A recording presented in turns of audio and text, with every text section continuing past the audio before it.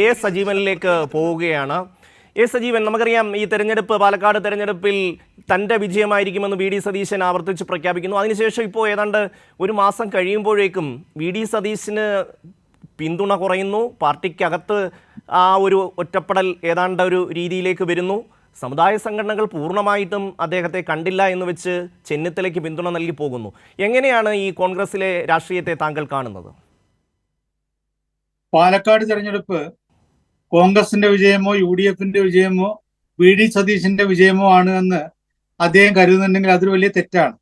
ശരിക്കും ഈ 3 ഉപതെരഞ്ഞെടുപ്പുകൾ, വയനാട്, പാലക്കാട്, ചേലക്കര, അതിൽ UDFന്റെ മണ്ഡലങ്ങളാണ് വയനാടും പാലക്കാടും. തുടർച്ചയായിട്ട് ഷാഫി 3 തവണ ജയിച്ചിട്ടുള്ള സ്ഥലമാണ്. അവിടെ ജയിച്ചു എന്ന് പറയുന്നത് വി ഡി സതീശന്റെ മികവ് കൊണ്ടാണെന്ന് പറഞ്ഞ് അദ്ദേഹത്തിന് നിലനിൽക്കാൻ കഴിയില്ല. ചേലക്കരയിൽ ആ വിജയം നേടിയിരുന്നുവെങ്കിൽ സ്വാഭാവികമായിട്ടും ആ വി ഡി സതീശന്റെയോ അല്ലെങ്കിൽ കോൺഗ്രസിന്റെയോ UDFന്റെ ഒക്കെ വിജയമാണെന്ന് പറയാം. ഇത് ആദ്യഘട്ടത്തിൽ വി ഡി സതീശനും അദ്ദേഹത്തെ അനുകൂലിക്കുന്ന ആളുകളും ഒക്കെ ആ രീതിയിൽ വി ഡി സതീശന്റെ വിജയമാണ്, രാഷ്ട്രീയ വിജയമാണെന്ന് സ്ഥാപിക്കാൻ ശ്രമിച്ചുവെങ്കിൽ പോലും കോൺഗ്രസുകാർ പിന്നീട് യാഥാർത്ഥ്യം മനസ്സിലാക്കുന്നുണ്ട്. അതൊരു പ്രശ്നമാണ്. ഇപ്പൊ വി ഡി സതീശന് ഈ ഉപതെരഞ്ഞെടുപ്പുകളിലൂടെ വലിയ നേട്ടം ഉണ്ടാക്കാൻ കഴിഞ്ഞു എന്ന ഒരു ആഖ്യാനം അത് കോൺഗ്രസുകാർ പോലും സ്വീകരിച്ചിട്ടില്ല. രണ്ടാമത്തെ ഒരു കാര്യം എന്ന് പറയുന്നത് മുനമ്പത്ത് അദ്ദേഹം നടത്തിയിട്ടുള്ള പ്രതികരണമാണ്. മുനമ്പത്തെ പ്രതികരണം പൂർണ്ണമായിട്ടും മുസ്ലിം ലീഗിനെ പ്രത്യേകിച്ചും എതിർചേരിയിലേക്ക് നിർത്താനായിട്ടുള്ള അദ്ദേഹത്തിന് വിരുദ്ധമായിട്ട് നിലപാടെടുക്കാനുള്ള ഒരു പ്രവണത ഉണ്ടാക്കി. അദ്ദേഹത്തോട് ആരും ചോദിച്ചിട്ടില്ല മുനമ്പത്ത് പ്രശ്നം, അത് അവിടെയുള്ള മുനമ്പത്തെ ഭൂമി പ്രശ്നം തർക്കമായിട്ട് നിൽക്കുന്ന ഭൂമി അത് വഖഫ് ഭൂമിയാണോ അല്ലയോ എന്നുള്ളത് സതീശനോട് ആരും ചോദിച്ചിട്ടില്ല. പക്ഷെ അദ്ദേഹം ചാടിക്കയറി ആവർത്തിച്ച് പറയുക അത് വഖഫ് ഭൂമിയേ അല്ല. സ്വാഭാവികമായിട്ടും ഒപ്പം നിൽക്കുന്ന മുസ്ലിം ലീഗിന് അത് അംഗീകരിക്കാൻ കഴിഞ്ഞു വരില്ല. കാരണം വഖഫ് ചെയ്തതിലെ സാങ്കേതിക പ്രശ്നങ്ങളൊക്കെ മറ്റു കാര്യങ്ങൾ അത് കോടതി തീരുമാനിക്കേണ്ട കാര്യമാണ്. അങ്ങനെ തീരുമാനിക്കുന്നതിന് പകരമായിട്ട് സംസ്ഥാന സർക്കാരിനെ, LDFനെ, പിണറായി സർക്കാരിനെ പ്രതിക്കൂട്ടിലാക്കാൻ വേണ്ടി സതീശൻ പെട്ടെന്ന് ചാടിക്കയറിയിട്ടാണ് ഈ വഖഫ് ഭൂമി അല്ല എന്നുള്ള നിലപാടെടുക്കുന്നത്. അത് ആദ്യഘട്ടത്തിലൊക്കെ മുസ്ലിം ലീഗ് നേതൃത്വം ഒന്ന് ഒതുങ്ങി നിന്നുവെങ്കിൽ പോലും പക്ഷെ അത് അംഗീകരിച്ചാൽ വലിയ അപകടമാണ്, അവിടെ മിണ്ടാതിരുന്നാൽ വലിയ അപകടമാണെന്ന് തോന്നിയിട്ടാണ് ET മുഹമ്മദ് ബഷീറിനെ പോലുള്ള ആളുകളൊക്കെ ശക്തമായ രൂപത്തിൽ പ്രതികരിക്കുന്നത്. KM ഷാജിയെ പോലുള്ള ആളുകളൊക്കെ സ്വാഭാവികമായിട്ടും അത് സതീശനോട് തിരിച്ചടിയായിരുന്നു. പിന്നീട് ഈ ഒരു അവസ്ഥ അദ്ദേഹത്തിന്റെ പ്രതികരണം എന്ന് പറയുന്നത് വൈകാരികമായ പ്രതികരണങ്ങളാണെന്നുള്ള കാര്യം നമുക്കറിയാം.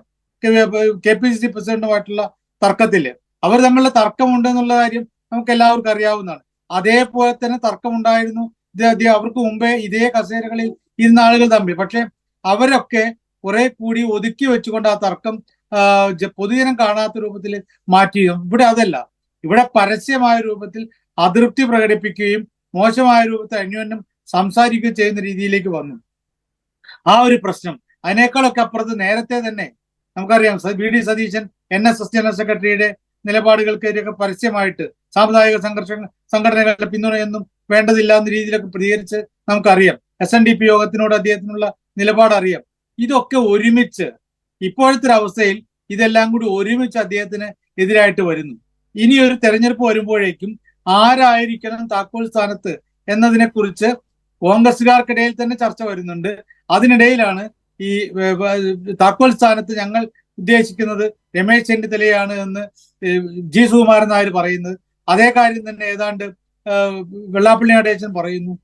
ഇപ്പോഴത്തെ മുസ്ലിം ലീഗുകാർക്കുള്ള ഒരു മൗനം അദ്ദേഹത്തെ വി ഡി സതീശനെ പൂർണ്ണമായിട്ട് പിന്തുണയ്ക്കുമ്പോൾ ഉണ്ടാവുന്ന ഒരു പ്രശ്നം. അതിനേക്കാളൊക്കെ ഇപ്പൊ നേരത്തെ പറഞ്ഞ പോലെ ജമാഅത്തെ ഇസ്ലാമിയുമായിട്ടുള്ള ബന്ധം, ആ ബന്ധം വളരെ ശക്തമായിട്ട് പരസ്യമായിട്ട് ജമാഅത്തെ ഇസ്ലാമിയുടെ വോട്ടുകൾ വാങ്ങുക എന്ന നിലപാടെടുത്തത് UDFന് താൽക്കാലികമായിട്ട് നേട്ടം ഉണ്ടാക്കിയിട്ടുണ്ട് എന്നുള്ള കാര്യമൊക്കെ നമുക്ക് അറിയാം.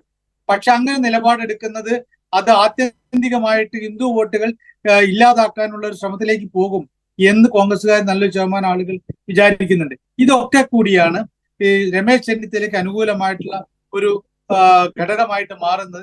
രമേശ് ചെന്നിത്തലയാണെങ്കിൽ നേരത്തെ തന്നെ കുത്തി വീഴ്ത്തിയിട്ടുള്ള, തന്നെ താനിരുന്ന താക്കോൽ സ്ഥാനത്ത് നിന്ന് തന്നെ ഇടിച്ച് പുറത്തേക്ക് ഇട്ടിട്ടുള്ള വി ഡി സതീശന് എതിരെ കിട്ടിയിട്ടുള്ള ആയുധങ്ങൾ കൃത്യമായിട്ട് ഉപയോഗിക്കുകയും ചെയ്യുന്നുണ്ട്. തീർച്ചയായും സജീവൻ,